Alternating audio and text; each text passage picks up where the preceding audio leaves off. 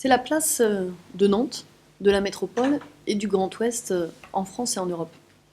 D'abord, il y a une vraie question d'aménagement du territoire national. Est-ce que dans ce pays, c'est simplement quand on habite à Paris qu'on peut avoir la connexion la plus rapide et la plus efficace aux autres grandes villes françaises et aux autres grandes villes européennes?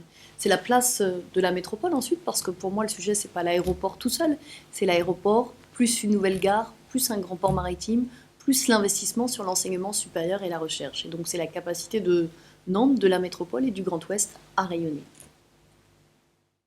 Les arguments, ils sont nombreux. Ils sont économiques, ils sont sociaux, ils sont environnementaux. Mais si je devais en retenir qu'un, je retiendrais celui de l'emploi. L'emploi avec trois raisons. La première, c'est que la construction en elle-même de l'aéroport va amener à soutenir l'économie locale et donc l'emploi local.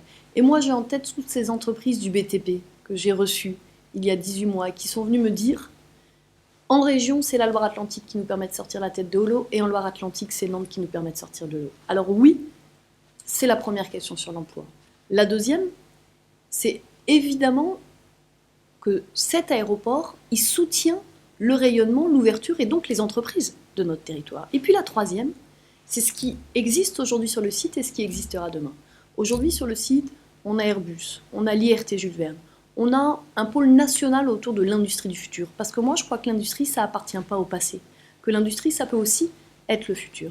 Demain, s'il y a transfert de l'aéroport, ce pôle peut devenir un pôle européen, avec un doublement des emplois. Alors si je dois donner un seul argument, c'est l'emploi. Naturellement, je respecterai le résultat de ce référendum. C'est la démocratie. Et j'appelle évidemment chacune et chacun à respecter ce qui sera le résultat du référendum.